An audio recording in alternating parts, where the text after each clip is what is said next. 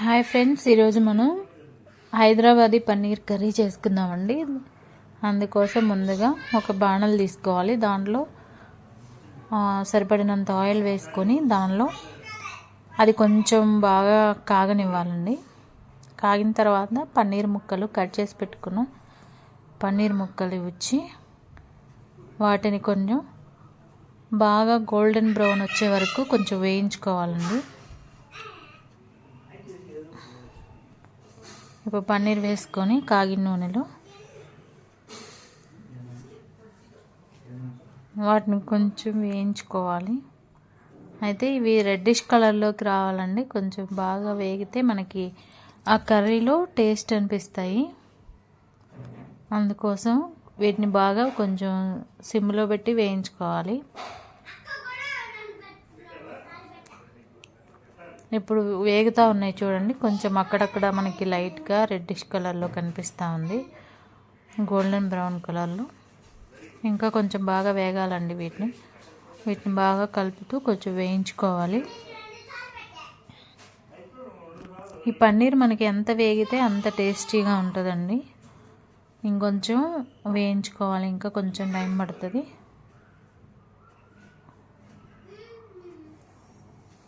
ఆయిల్లో ఎంత వేగితే అంత బాగుంటుందండి. అందులో ఇంకా కొంచెం ఎర్రగా వేగితే మనకి కర్రీలో కూడా తినడానికి చాలా బాగుంటుంది.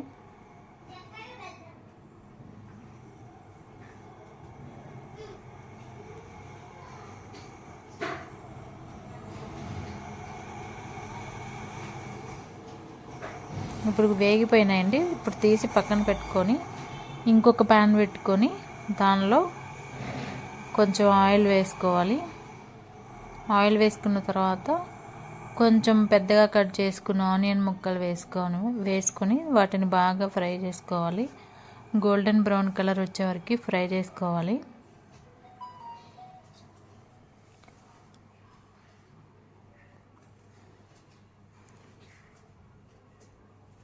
మనం ఆనియన్స్ ఎంత తీసుకుంటే మనకి అంత బేస్ గ్రేవీ వస్తుందండి. కొంచెం బాగా వేయించుకోవాలి. పెద్ద ముక్కలు కానీ కట్ చేసుకున్నా కూడా మనకి మెత్తగానే అయిపోతుంది. కాబట్టి కొంచెం పెద్ద ముక్కలే కట్ చేసుకోవచ్చు.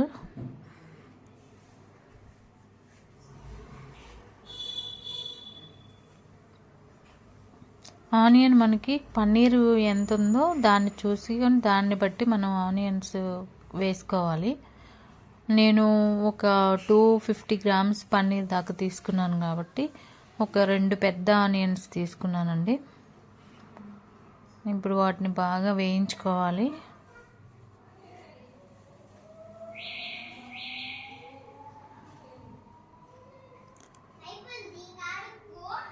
కొంచెం ఇప్పుడిప్పుడే రెడ్డిష్గా వస్తున్నాయండి. ఇట్లా బాగా వేయించుకున్న తర్వాత ఇందులో మనం కొంచెం అల్లం ముక్కలు, అలాగే మనకి కొంచెం వెల్లుల్లిపాయ ముక్కలు వేసుకొని, అలాగే వీటితో పాటు కొంచెం పచ్చిమిర్చి కూడా వేసుకోవాలండి. అంటే మనం ఎంత తింటామో ఆ కారానికి తగినట్లుగా చూసి వేసుకోవాలి. వీటిని బాగా మనం గోల్డెన్ బ్రౌన్ వచ్చే వరకు వీటన్నిటిని వేయించుకోవాలి.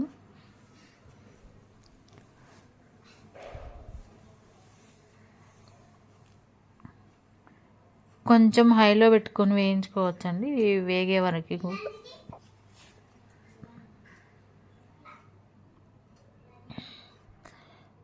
ఈ పన్నీర్ కర్రీ మనకి వెజ్ బిర్యానీలోకి కానీ, అలాగే చపాతీ, పరోటా, దోశలోకి కూడా చాలా బాగుంటుందండి. ఇది హైదరాబాదీ స్పెషల్ కర్రీ అండి. ఇప్పుడు ఇవన్నీ బాగా వేగినవి అనుకున్న తర్వాత వీటిని మిక్సీ జార్లోకి తీసుకోవాలి. ఇంకా కొంచెం వేగాలి కాబట్టి నేను అవి వేగే వరకు వెయిట్ చేస్తాను.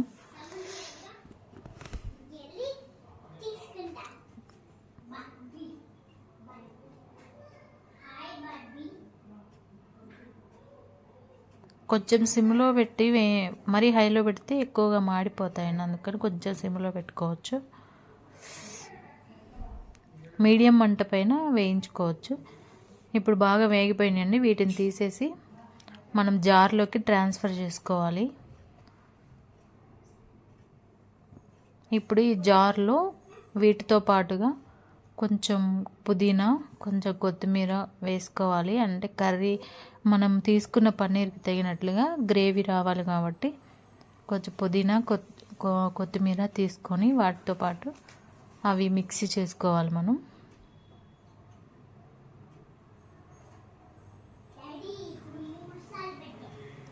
ఇవి మిక్సీ చేసుకున్న తర్వాత మళ్ళీ మనం ఒక బాణలు తీసుకొని దాంట్లో కొంచెం ఆయిల్ వేసి ఆయిల్ కాగే వరకు వెయిట్ చేయాలండి. కాగిన తర్వాత ఆ పేస్ట్ వేసుకోవాలి.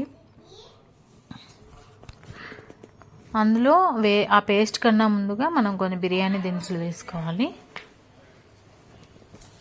బిర్యానీ ఆకు, చెక్క, లవంగ, స్టార్ మొగ్గ మన దగ్గర ఏవైతే అవైలబిలిటీ ఉంటాయో అవి అన్నీ వేసుకోవచ్చు.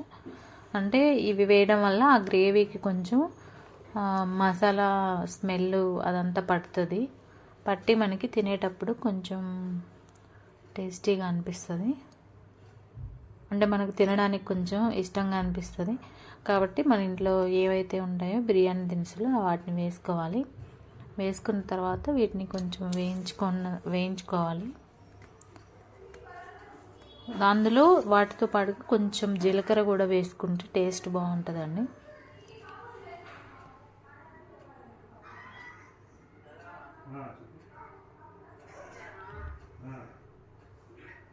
వీటిని కొంచెం హైలో పెట్టి వేయించుకోవాలండి.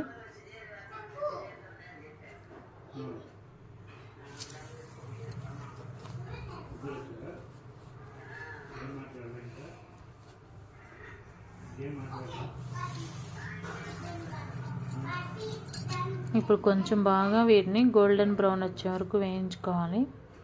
ఇవి వేగినాయి అనుకున్న తర్వాత మనం రుబ్బి పెట్టుకున్న పేస్ట్ వేసుకోవాలి.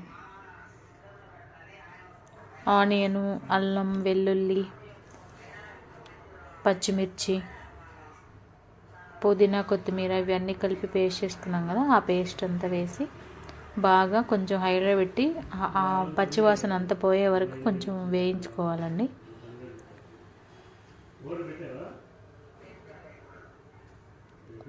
ఇది మొత్తం పచ్చివాసన అంతా పోతేనే మనకి టేస్ట్ బాగుంటుంది. అట్లాగే ఉడుకుతూ ఉన్నప్పుడు మనకి కలర్ కూడా మనకి టర్న్ అవుతుందండి. ఇది గ్రీన్ కలర్లో కూడా వస్తుంది. ఆయిల్ అంతా పైకి తేలుతూ ఉంది. ఇట్లా బాగా ఇంకా పైకి ఉన్న ఆయిల్ అంతా విడుచుకొని పైకి రావాలండి. అప్పటి వరకు ఆ గ్రేవీ అంతా వేగుతూ ఉండాలి.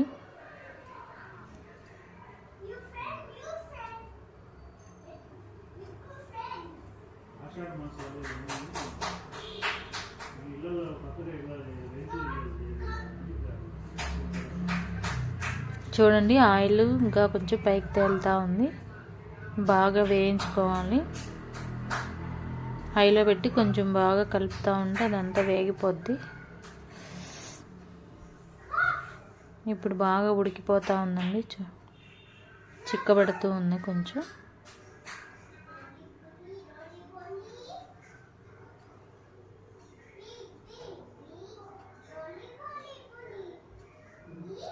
ఈ చిక్కబడుతూ ఉన్నప్పుడే మనం కొంచెం నీళ్లు వేసుకోవాలి. అలాగే దాంతోపాటు పసుపు, కొంచెం కారం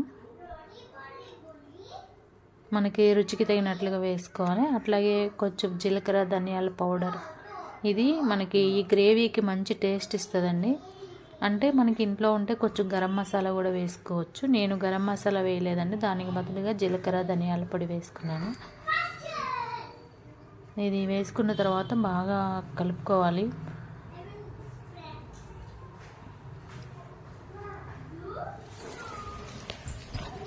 బాగా కలుపుకోవాలి. ఇట్లా కలుపుతూ ఆ ఆయిల్ అంతా పైకి తేలే వరకు కూడా మనము కొంచెం ఉడికించుకోవాలి. ఎందుకంటే ఇప్పుడు వేసిన ఉప్పు, కారం, మసాలాలు ఇవన్నీ కూడా ఆ గ్రేవీకి పట్టి అవంతా ఆయిల్ పైకి తేలేలాగా మనం ఉడికించుకోవాలి. కొంచెం కలుపుతూ ఉండాలండి, లేదంటే అడుగు మాడిపోద్ది. ఇప్పుడు కొంచెం వాటర్ వేసుకుంటే ఆ మసాలాలన్నీ కూడా ఉడుకుతాయండి ఆ వాటర్లో. అందుకని కొంచెమే వేసాను అందులో. నేను ఎక్కువ వేసుకోకూడదు, ఎక్కువ వేస్తే మనకి ఆ గ్రేవీ కన్సిస్టెన్సీ అంతా వాటర్ అయిపోతుంది. ఇప్పుడు కొంచెం మూత పెట్టి ఆయిల్ అంతా పైకి తేలే వరకు కూడా ఆ గ్రేవీ అంతా ఉడికించుకోవాలి. ఈ ఉడికించే విధానంలోనే మనకి కర్రీ టేస్ట్ అనేది వస్తుందండి. అందుకే ఎంత మనం సిమ్లో పెట్టి ఉడికిస్తే అంత ఆయిల్ అనేది పైకి తేలుతుంది. కాబట్టి ఆ గ్రేవీ అంతా ఉడికిపోతుంది.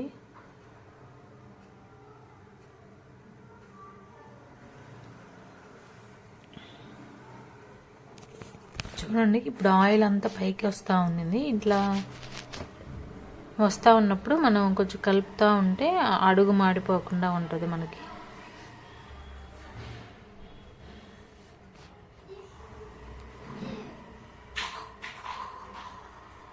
దానిలో ఉన్న ఆయిల్ అంతా కూడా మనకి ఇప్పుడు విరుచుకొని బయటకు వస్తూ ఉందండి. అంటే మనకి గ్రేవీ అంతా కూడా బాగా ఉడికిపోయిందని అర్థం.